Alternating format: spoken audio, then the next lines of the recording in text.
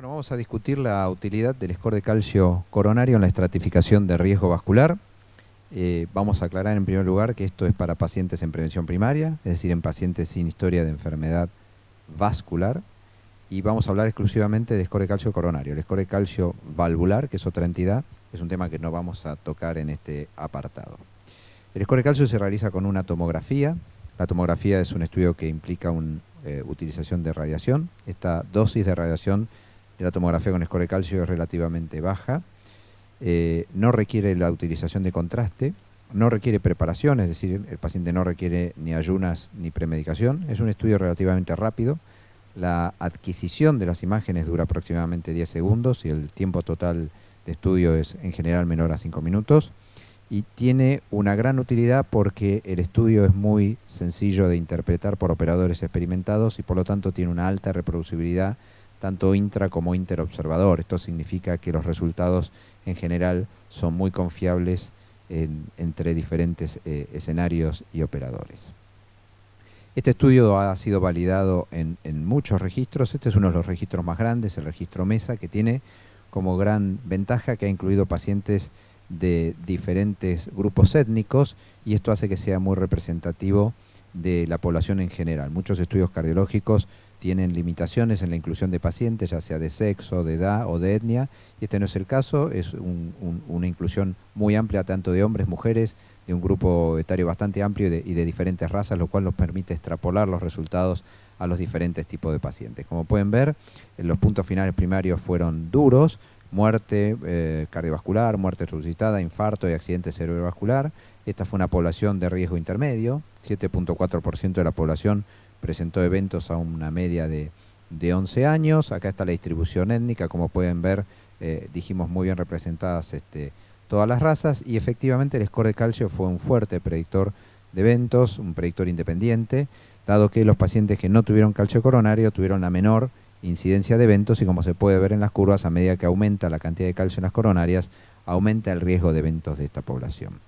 Esto además sirvió para estratificar dentro de los mismos pacientes con diferentes factores de riesgo. Como se ve en las columnas, los pacientes que no tenían factores de riesgo era mucho más probable que no tuvieran calcio en las coronarias. Sin embargo, hay un grupo cercano al 32% de pacientes que tienen algún grado de calcificación coronaria, y en el otro extremo, los pacientes con varios factores de riesgo era mucho más probable que tuvieran calcio en las coronarias, como es de esperar, pero hay un 35% de estos pacientes que, aún teniendo muchos factores, no tienen calcio en las coronarias. Y esto es útil, sí, porque esto permite reestratificar a los pacientes de diferentes categorías de riesgo a través del score de calcio coronario.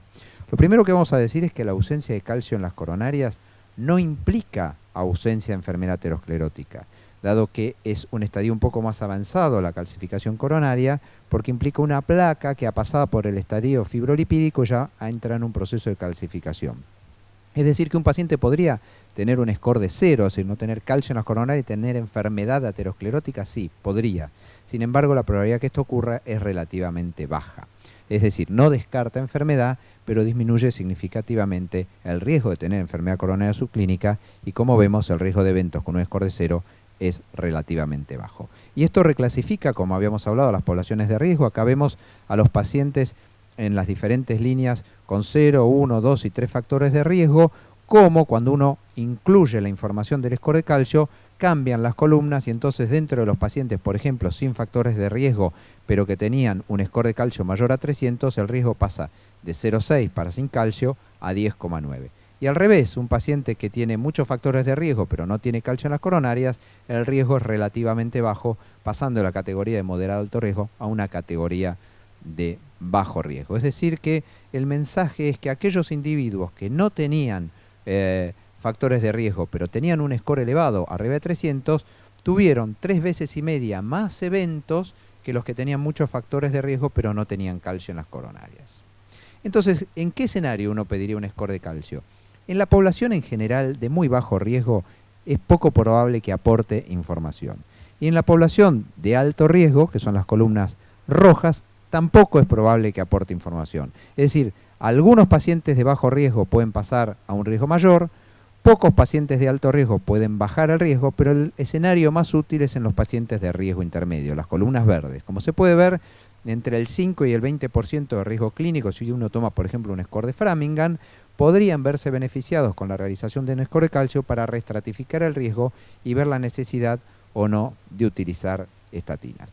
Y otro aspecto interesante que nos deja el score de calcio, si bien no es empleado para esto, pero nos deja un mensaje, es que el score de calcio predice una cantidad de eventos no cardiovasculares relacionados al envejecimiento. Por ejemplo, primer evento no cardiovascular grave, cáncer, enfermedad renal crónica, neumonía, EPOC, embolia pulmonar, demencia. ¿Y qué explicación le podemos encontrar a esto? Que en realidad la ausencia de calcio, es decir, pacientes relativamente sanos desde el punto de vista vascular, son lo que nosotros llamamos añosos o adultos o añosos sanos, o como lo llaman los americanos, healthy agers. Es decir, de alguna manera, no tener calcio a edad avanzada en las coronarias habla de una población seleccionada más joven desde el punto de vista biológico y con menor enfermedad cardiovascular, pero también menor incidencia de enfermedad no cardiovascular. Entonces, ¿qué significa un score de calcio bajo, cercano a 0 o 0? No es sinónimo de ausencia de placa. El paciente con score de 0 puede tener enfermedad con placa fibrosa o fibrolipídica, pero en pacientes de moderado a bajo riesgo, en principio uno podría evitar un tratamiento con estatina si no hay otra indicación fuerte, y es un predictor de una población relativamente más sana. Por el contrario, un score de calcio alto es indicativo de aterosclerosis subclínica en esta población, nos permite establecer una indicación de tratamiento con estatina si había alguna duda de indicarlo. Esto está demostrado que aumenta la adherencia del paciente cuando el paciente se refleja con su propio score de calcio y ve las coronarias calcificadas, aumenta la adherencia al tratamiento con estatinas, es de alguna manera como que toma conciencia de la enfermedad y además, como dijimos, es un predictor fuerte de eventos cardiovasculares, pero también de eventos no cardiovasculares relacionados con el envejecimiento. Es decir, que es más útil en pacientes de riesgo intermedio porque nos permite reclasificar el riesgo, en pacientes que han sido intolerantes a estatinas y donde uno tiene alguna duda, y también cuando el médico o el paciente tiene alguna duda en indicar el tratamiento a largo plazo. Muchas gracias.